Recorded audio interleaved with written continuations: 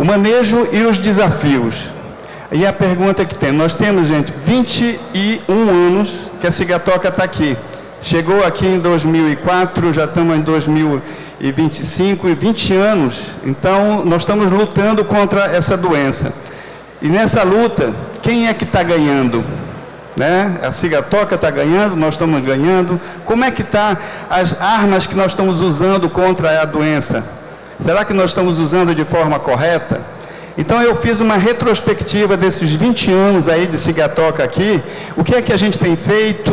O que é que a gente precisa melhorar? Será que a gente realmente está ganhando essa luta? E se a gente vai ganhar? E se a gente vai só prolongar? Só estender um pouco mais aí? Mas são 21 rounds e vamos ver quem está ganhando essa luta, tá? Então vamos lá. Bom, eu trouxe alguns dados rápidos, só para vocês terem uma ideia, né, do que é a situação aqui no Vale do Ribeira. O Brasil, 500 mil hectares, 7 milhões de toneladas. O Brasil é considerado o quarto maior produtor mundial de banana e sempre fica entre quarto e quinto, mais ou menos, né? São Paulo é 10% dessa produção total, 50 mil hectares, 1 milhão de toneladas por ano.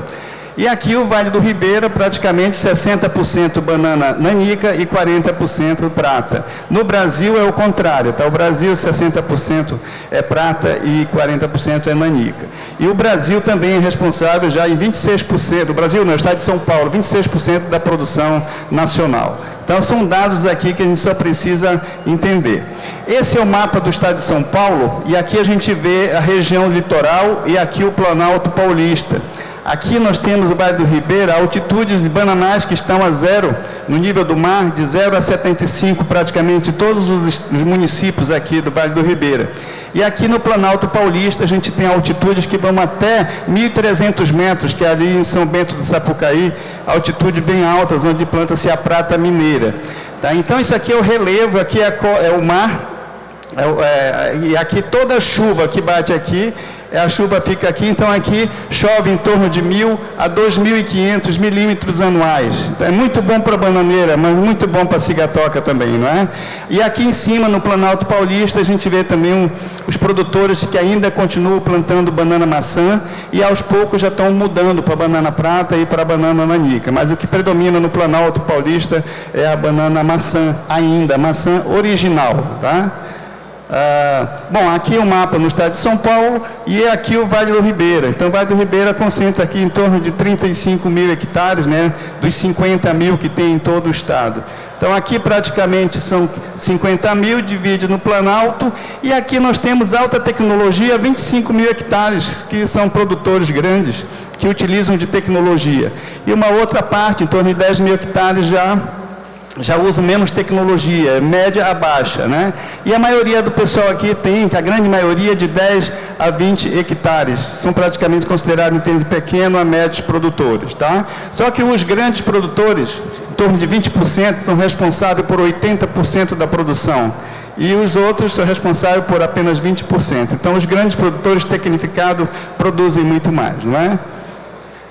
Aqui o mapa, né, do Vale do Ribeira, só água praticamente, né, todos aqui os rios, né, o rio do Vale do Ribeira, desde a sua nascente até a foz, é banana praticamente, né. Então aqui reúne em torno de 10 a 12 municípios que produzem banana aqui no Vale do Ribeira, tá? Então os 35 mil hectares, então praticamente, olha, quem tem menos de 10 hectares é considerado pequeno. Quem tem em torno de 10 a 50 é considerado médio, quem tem acima de 50 é considerado, então, um grande produtor, né? E esses são dados aqui da classificação do CPEA, tá? Então, são informações rápidas que eu trouxe para vocês, para a gente entender um pouco aqui a economia do Vale. Bom, muitos mapas foram mostrados aqui sobre a situação do Brasil, né? E a gente tem aqui o Trópico do Capricórnio, nós estamos localizados bem aqui, tá? A região do Vale do Ribeira Registro. Então nós estamos abaixo do Trópico de Capricórnio e nós temos um clima aqui muito parecido com um clima temperado. Então, como a temperatura é mais baixa, então nós temos, como o Mário Orozco falou, isso aí é bom para a gente, porque a cigatoca diminui um pouco a severidade dela, tá? Mas a gente convive com a cigatoca amarela. E a amarela, Mário Orozco, não foi embora ainda. Ela continua aqui. O Mário Orozco veio matar a saudade da cigatoca amarela, que faz tempo que ele não via, né? E no México já não tem mais, né, a cigatoca amarela. E aqui no Brasil a gente ainda convive com ela, graças a essa temperatura baixa, a essa localização que a gente está, então, abaixo do tópico de Capricórnio, tá? Então, observe aqui a cigatoca amarela, são os sintomas dela, foi bastante falado, tá? Ó, quando a cigatoca negra chegou em 2004, com a cigatoca negra a gente fazia 4 a 6 aplicações por ano, tá? Esse era o nível na época. E aí, só mais algumas fotos aqui de cigatoca amarela, ainda presente aqui, ela não foi embora, então ela volta num período frio, que é a partir de maio, né, do inverno. Depois chegou a cigatoca negra, e com a cigatoca negra, aí as coisas já mudaram um pouquinho, tá? Ó, sintomas iniciais, sintomas mais avançados, uma foto aqui compartilhada com o Mário Orozco, tá? Então, pessoal, quando chegou a cigatoca, 20 anos se passaram, nós estamos em 2025, nós já estamos fazendo em torno de 12 a 14 aplicações, né? Alguns produtores já chegaram em 15 aplicações por ano. Então, a gente vê que ela está gradativamente aumentando. Aí eu pergunto, quem está ganhando a luta? Né? Será que nós estamos usando as nossas ferramentas de forma adequada? Então, tudo isso é uma reflexão para a gente, tá? Então, vamos lá. Bom, então, aqui em média, eu fiz um cálculo rápido. Então, na época, em média, em 2004, era 5 aplicações, agora, em 2025, em torno de média de 13, deu em torno do aumento de 160% do número de aplicações. Então, mais que dobrou, não é? Então, a gente pensava que isso ia ser mais catastrófico, até que não foi, mas está avançando. Vamos pensar daqui mais a 20 anos, como é que nós estaremos se continuar nesse percurso aí, tá? Maurício, prazer em rever, tá, meu amigo? Esqueci você aí.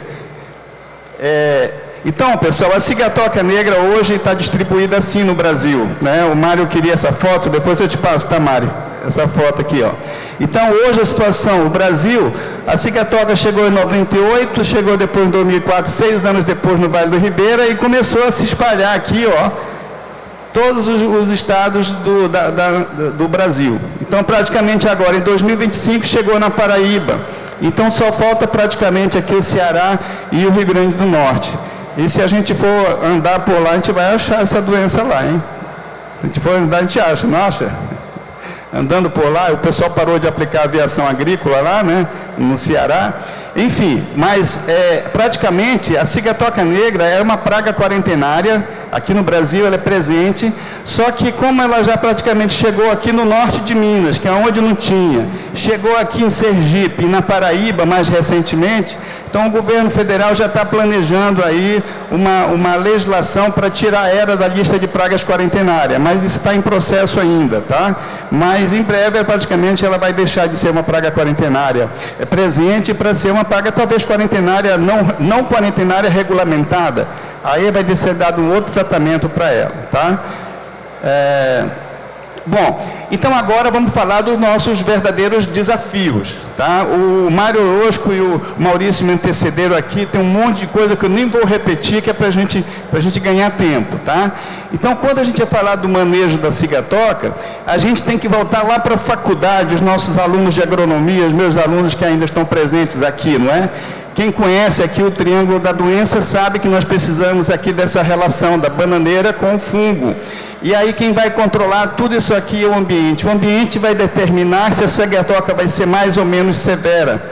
E aí tem um cidadão aqui, que é o bananicultor, que ele quer produzir. Para isso ele vai precisar controlar o fungo, ele vai intervir no fungo, vai intervir na planta ou vai intervir no ambiente. Então ele vai adotar medidas baseadas em princípios gerais de controle que o mundo todo usa. E aqui não vai ser diferente. Então aqui nós vamos, se a gente for olhar para o fungo a gente precisa fazer a exclusão, não deixar entrar. Bom, já entrou, agora está aí. O que fazer? Erradicar. Como erradicar? E aí nós vamos trabalhar aqui a erradicação dos bananais abandonados, a desfolha, aquilo que o Mário falou muito bem aqui hoje, né? E a planta? O que a gente pode direcionar para a planta? Bom, o fungo já agora está na planta, e na planta nós temos que proteger a planta, curar a planta, que é terapia, ou variedade resistente. Então aqui eu tenho fungicida protetor, fungicida sistêmico e as variedades resistentes para usar. E o ambiente primeiro é fugir dele. Então onde tem cigatoca eu não vou plantar, então eu vou lá para o norte de Minas, agora não dá mais, já tem lá. E agora? Eu vou para onde? eu vou para o Ceará, para o Rio Grande do Norte, daqui um pouco já está lá. E tem uma hora que a gente não vai fugir mais, né? Mas a doença, esse princípio geral de controle aqui é para a gente fugir da onde a doença está. E a regulação também é a condição, é as práticas culturais que nós vamos adotar para favorecer a planta e não o fungo. Então, esses dois aqui têm que estar juntos contra o fungo. Então, aqui nós vamos ter que fazer a drenagem, a nutrição adequada, equilibrada e trabalhar a saúde do solo, que nós precisamos para dar concentração para a planta, tá? Então, é isso aqui, pessoal, que nós vamos ter que precisar usar no dia a dia, no campo. Como vai funcionar isso? Primeiro, aqui é a cigatoca negra na banana prata. Aqui nós temos os peritécios, os corpos de frutificação do fungo. Aqui são os peritécios que o fungo fica aqui dentro e só sai daí com a água. Então, no período chuvoso, é que a água vai tirar esse fungo daqui. Então, no período chuvoso, a gente vai ver que a severidade vai aumentar. Por quê? Porque vai sair os esporos, vai liberar os esporos desse corpo de frutificação. Esses esporos aqui, eles vão simplesmente começar a infecção nessa ponta da folha. Aqui começa a doença. E aí a gente tem que se preocupar e saber que esse é o processo. Ó, depois, infectou a folha, começa a espalhar aqui a doença. E começa na ponta da folha e vai se espalhando. E aqui depois começa a produção do outro esporo do fungo, que é a fase assexual. E aí continua o ciclo. Aqui é a sobrevivência, aqui é a disseminação, aqui infecção, colonização e reprodução. Então são esses processos que se repetem sempre, cíclicos, né, que ocorrem aqui no caso dessa doença. Então o que é que nós precisamos entender? Que nós temos dois pontos importantes aqui. Primeiro, a origem de todo o problema, que é o inóculo do fungo que está aqui. Ele vai chegar aqui e vai causar isso aqui. Então, aqui eu preciso usar, eu tenho que interferir na infecção, na colonização e reprodução. Então, aqui eu tenho que usar fungicidas, ou então variedades resistentes. Ou então eu tenho que aumentar a imunidade dessa planta. Então, eu tenho que trabalhar aqui. Só que aqui é consequência. Eu tenho que ir na causa. Qual é a causa? As folhas que mantêm o fungo sobrevivendo aí por mais de 20 semanas. E aí a gente precisa dar um destino nessa folhagem aqui, porque quanto mais controle eu faço aqui, menos fungicida eu vou precisar aplicar aqui, tá? Vamos para frente. Então esse é o ciclo, tá, pessoal, da cigatoca. Temos que agir na sobrevivência do fungo para a gente poder investir menos aqui na planta em termos de controle químico. Erradicação de bananal abandonado. Isso é a primeira coisa que a gente precisa fazer. Então, quem trabalha com banana, os pesquisadores que vêm de fora, que passam assim no bananal e vê aquelas folhas pendentes penduradas na planta, aquilo chega a agride, né? Mas é uma realidade. Então, a gente vê os bananais aí com as folhas pendentes. E existem os trabalhos mostrando, trabalhos científicos, mostrando que o fungo sobrevive ali por 20 semanas praticamente. São quase 5 meses. E o fungo sobrevive ali produzindo esporo e o fungo está sempre presente na área.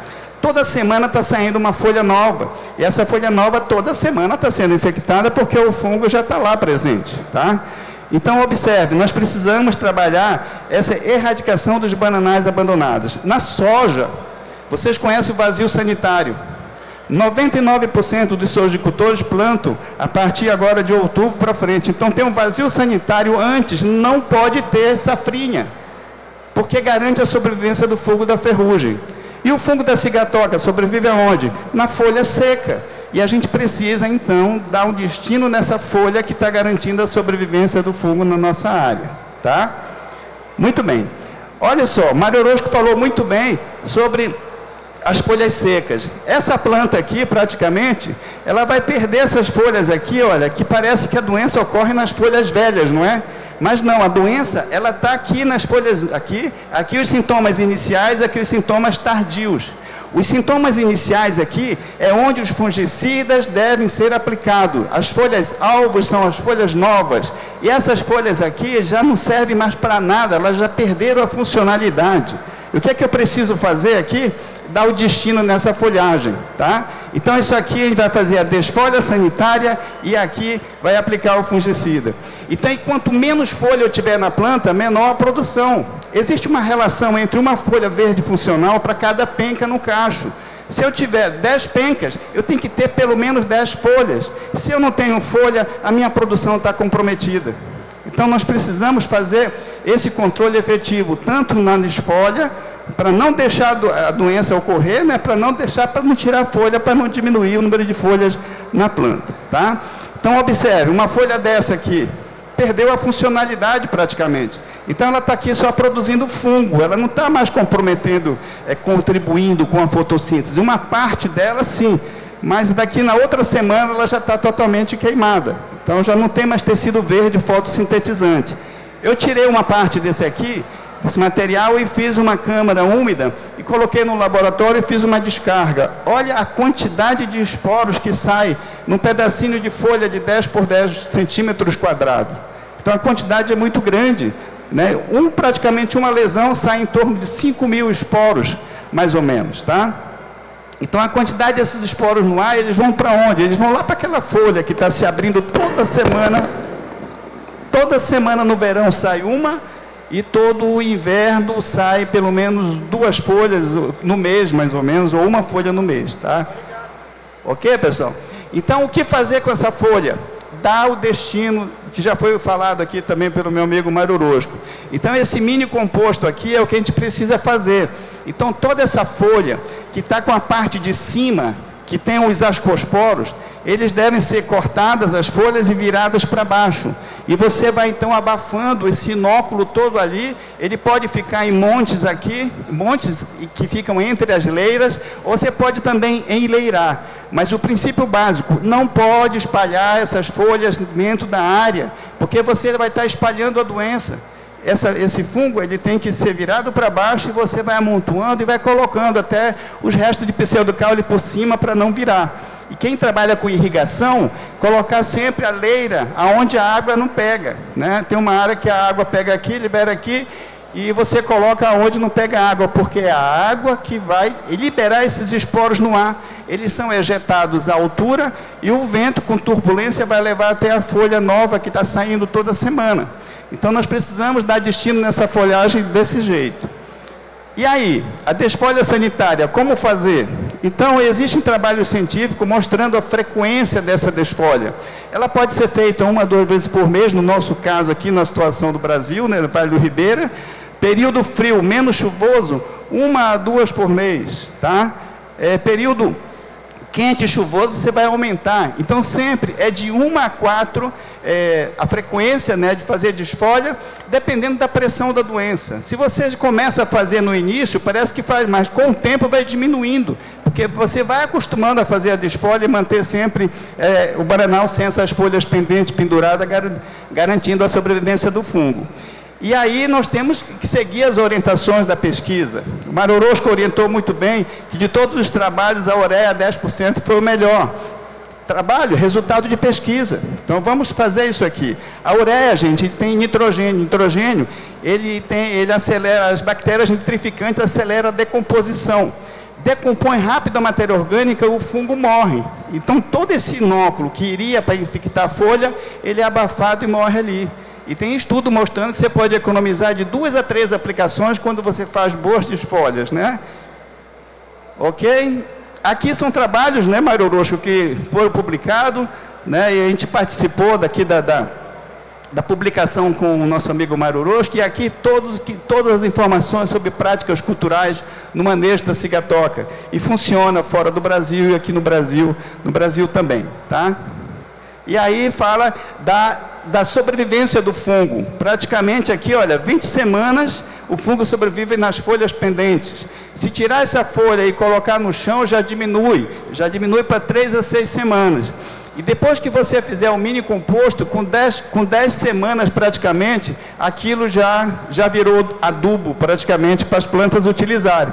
Nitrogênio, fósforo, potássio, tudo aquilo ali é um mini composto que é aproveitado pelas plantas, né? Então, o que é que você faz com o carbono? O carbono você deixa lá mesmo, não precisa tirar e queimar lá fora, deixa lá dentro, tá? Muito bem. Então, pessoal, a desfolha sanitária, ela é necessária, precisamos fazer, e quem que vai fazer? Quem vai dizer o que fazer, tá? Como vai fazer? Então, são questões que a gente precisa entender, tá? Porque, veja, existe a legislação, o sistema de mitigação de risco, que obriga, né, que os produtores façam a erradicação dos bananais abandonados, ou então que façam desfolha sanitária. Então, a gente sabe que as instituições estaduais, Defesa Agropecuária, Casa da Agricultura, a parte de fomento, que mais? Os produtores, as associações, as revendas, os agrônomos que estão na revenda, os produtores, todos são atores da cadeia e têm responsabilidade. Então, aqueles produtores que estão mantendo bananais que precisam ser erradicados, nós precisamos convencê-los de que, se eles não forem ficar na atividade, não fiquem esses bananais abandonados, causando prejuízo para os outros que estão na atividade querendo produzir. Ok? Então, nós vamos ter que ter um processo de abordagem. E aí, qual é a etapa de abordagem que nós temos que fazer? Dentro desse processo de conscientização, primeiro, produtor, você vai ficar plantando banana? Não. Você não quer? Então tira daí, não deixa aí, porque está só produzindo fungo, né? Tem um no meio de todos que querem produzir. Então, ele tem que fazer a erradicação do bananal abandonado. Depois, ele, não, eu não vou erradicar. Tudo bem, então troca por variedade resistente, e existem opções aí deixadas, né, pela Embrapa, que nós temos agora a Princesa, temos a Platina, material que está se comportando muito bem, que pode ser, e outras variedades, que pode ser utilizado na produção orgânica, tá? Ou então substituir por outra cultura. Muitos aqui fizeram, tiraram banana, colocaram pupunha, por exemplo, né? E também, se você quiser continuar com as variedades suscetíveis, ou prata, ou nanica, ou maçã, que você faça pelo menos o cultivo mínimo. O cultivo mínimo seria, então, fazer a desfolha sanitária, com variedades suscetíveis. Mas, mesmo assim, tem que fazer a adubação adequada, porque senão você só vai tirar folha e não aduba, e aí começam os problemas dessa relação entre o número de folhas com o número de pencas no cacho, tá? Então, esse aqui é um processo, uma etapa, uma construção, que a gente vê os bananais aí que estão abandonados, devem ser erradicados. Então, todos nós podemos conversar com essas pessoas e pedir para que eles realmente eliminem esses bananais, se eles não vão ficar na atividade. Outra coisa que faz a desfolha, faz a planta perder folha, a deficiência aguda de potássio. Então, então, quando vai trabalhar com agricultura orgânica, se você não fizer adubação correta, então as folhas vão sentir a falta do nutriente. Observe essa folha grande, olha, uma folha, o tamanho dela. Ela carrega muitos nutrientes, são 14 elementos essenciais na planta, e ela vai buscar lá no solo. Só que se no solo não tem, ela pratica como se fosse um canibalismo. Ela vai buscar esses nutrientes que estão aqui embaixo, nas folhas de baixo. E eles migram para a folha mais nova. E aí, então, essas folhas perdem a funcionalidade, deixam de fazer fotossíntese. Então, é duas coisas que faz a planta perder folha. Ou é a cigatoca, ou é a desnutrição. Tá? Imagine o potássio. O potássio, 65% do potássio, ele vai para o cacho. E no cacho, a gente exporta eles, e está levando o potássio para fora, não é? E a gente precisa repor. Por isso que precisa fazer adubação equilibrada com análise de solo. A Unesp aqui, a universidade, tem um laboratório que faz esse trabalho aí, que pode ajudar os produtores nessa missão. Eu tive um aluno de doutorado aqui, que veio lá de Minas Gerais, de Lavras, e ele comprovou para a gente, no trabalho de doutorado dele, essa relação entre severidade da doença e nutrição mineral. E olha que interessante, ele fez uma crigagem, uma metodologia aí para nos mostrar que nessa área aqui de 1 hectare, tinham essa faixa aqui com o limite amarelo, aqui tinham plantas onde a severidade da cigatoca negra era maior. Como a cigatoca negra era maior aqui, coincidiu aonde o potássio era baixo e onde o boro era baixo. Então, esses dois nutrientes aqui, potássio e boro, em níveis baixos, vai dar maior severidade da doença.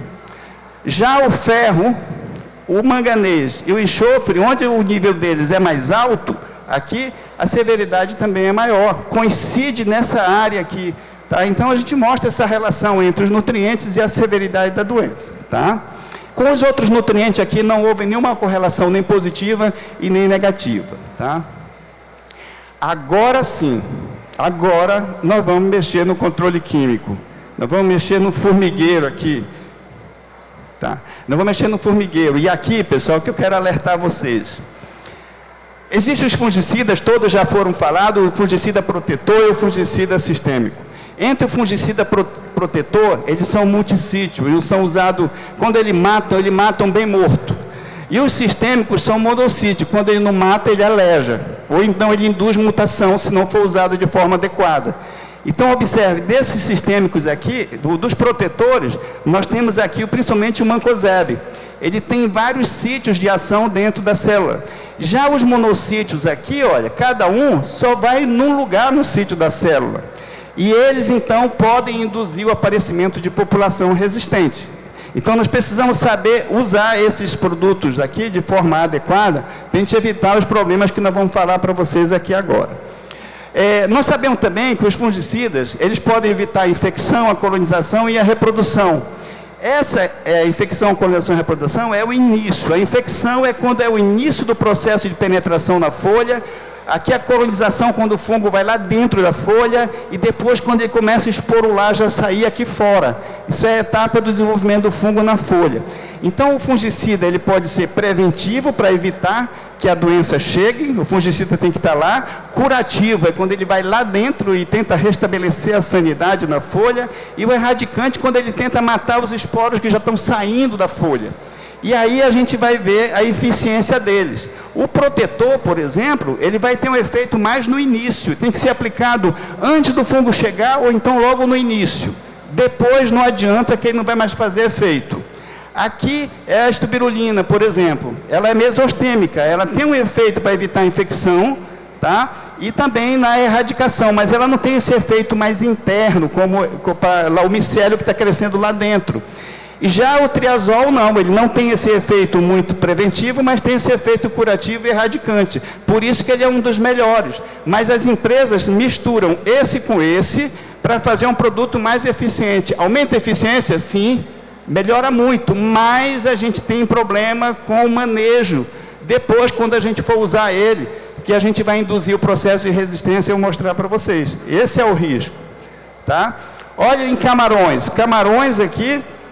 O que nós percebemos? Olha, fizeram aplicação com 8 aplicações por ano em 85, 22 anos depois já estão com 42 aplicações só com protetores.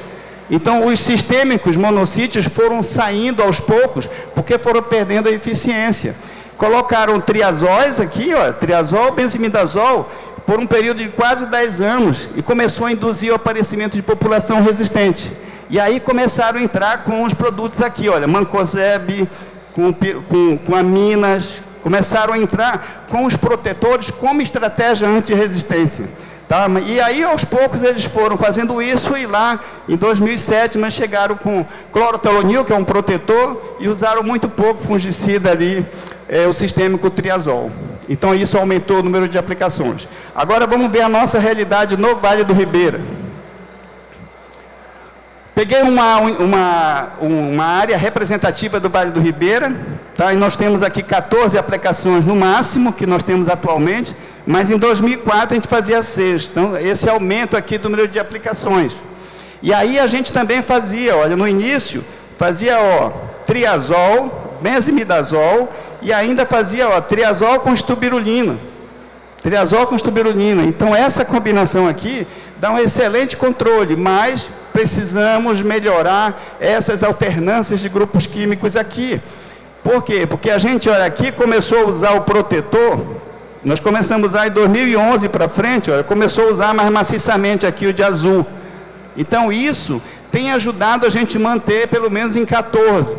Mas o uso desse protetor, ele precisa ser intensificado nesse momento que não chove, período menos chuvoso. A gente precisa intensificar ele aplicado ou sozinho ou em mistura de tanque, que pode ser com triazol, principalmente, tá? Então, gente, isso aqui é uma realidade nossa. Hoje nós estamos fazendo 14 aplicações e podemos melhorar e muito. Como que a gente pode fazer? Aqui já ocorreu o aparecimento de populações resistentes. O Maurício Guzmán relacionou aqui várias pesquisas que já foram feitas com relação ao aparecimento. Então, aqui apareceu resistência a benzimidazóis, a azoxastrobina são os priori da vida, né, as estobirulinas, e também aos triazóis. Então, são relatos de... Aqui é muito diversificada a população, mas você consegue, então, localizar essas populações que já estão presentes aqui no Vale do Ribeira. Então, nós temos que estar atentos, que nós temos que entrar com estratégia anti-resistência, porque nós já estamos convivendo com isso aqui. Tá? Bom, aqui é só para mostrar para vocês a chuva que a gente faz a aplicação, que aqui no Vale do Ribeira chove o ano todo, né? Nessa época que o urubu nem trabalha, né? E aí a gente precisa saber que eu preciso aplicar os fungicidas sistêmicos, principalmente no período chuvoso com alta temperatura, tá? Porque na rota da transpiração que ele transloca, e aí nós temos que fazer aplicação com base no monitoramento da severidade da doença. Tá? Então, aqui o intervalo é com base no monitoramento. Aqui, no período menos chuvoso, que aqui é um problema sério para a gente precisa saber que na entrada do frio e na saída do frio, a gente vê que a doença dá um salto muito alto. Então, o fungo percebe que de dia está quente, mas de noite está frio. Então, ele acelera o ciclo. Então, a gente vê folhas queimando na entrada do frio ou na saída. Então, nós precisamos usar aqui nossos melhores sistêmicos ou nossas melhores misturas para a gente poder entrar no inverno e depois sair dele. Tá? Essa seria a estratégia. E aqui fazer a alternância do protetor, no caso o mancozeb, ou então usar ainda o nosso tiofanato metílico, o nosso Cercobin, que ainda funciona aqui, mas só nesse período de baixa pressão da doença. Tá? E o intervalo de aplicação tem que ser definido com base no monitoramento da doença. Tá? Aqui, eu falei até para o Augusto que a gente ia deixar aqui um monte de alternativas, de alternâncias de grupos químicos, para ser aplicado tanto no período chuvoso como menos chuvoso, como estratégia para que os produtores possam usar aqui. Nós vamos produzir esse material para distribuir para o pessoal aí, para tomar como um norte, tá? E aí a intenção é fazer alternância de grupos químicos, não de princípio ativo, tá, pessoal? Então, aqui eu relacionei todos os produtos, né? Mas, ó, o triazol. Então, o triazol nós temos um monte aqui.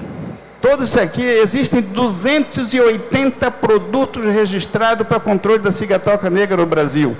Então, isso aqui são alternâncias que a gente vai sugerir para que seja adotada pelo pessoal aqui com base na ciência.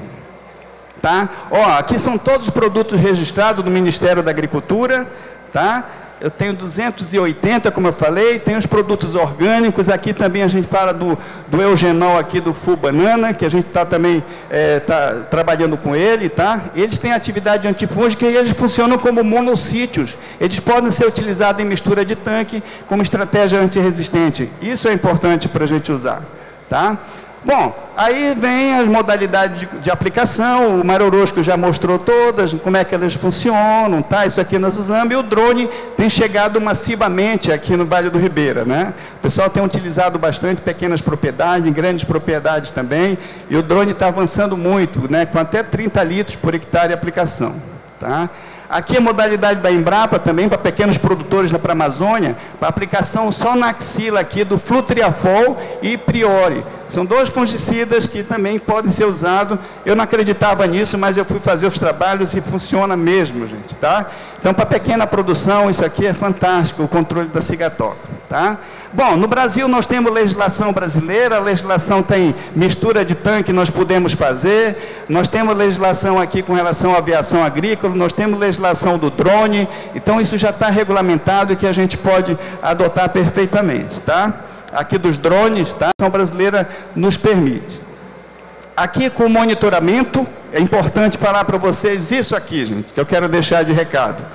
Não basta escolher o melhor fungicida, preparar uma excelente cauda e pulverizá-la com a melhor modalidade de aplicação se a gente não aplicar no momento correto.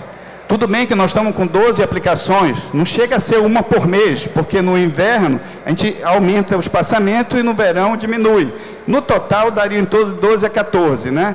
Mas nós vamos precisar desse monitoramento, já utilizamos esse monitoramento, nós temos método para monitorar, para determinar qual é exatamente a hora de aplicar o fungicida.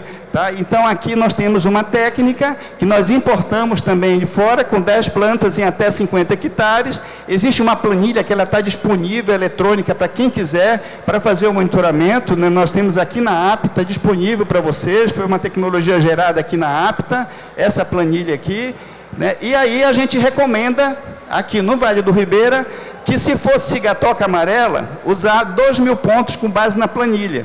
Se for a negra, usar 1.000 pontos. Mas, se você vai entrar na fila do drone ou na fila do avião, de uma semana para outra, a severidade aumenta. Se você ficar esperando a fila, você perde o time. E para não perder o time, o ideal seria você trabalhar nessa faixa, aqui de 500 a 1.000 pontos, com base nessa metodologia. Tá? Isso já é utilizado pela maioria dos agrônomos aqui, que dão assistência para os produtores. Tá?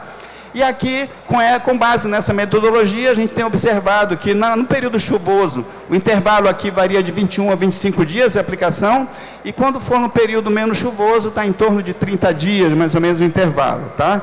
Então, isso aqui já é resultado desse trabalho.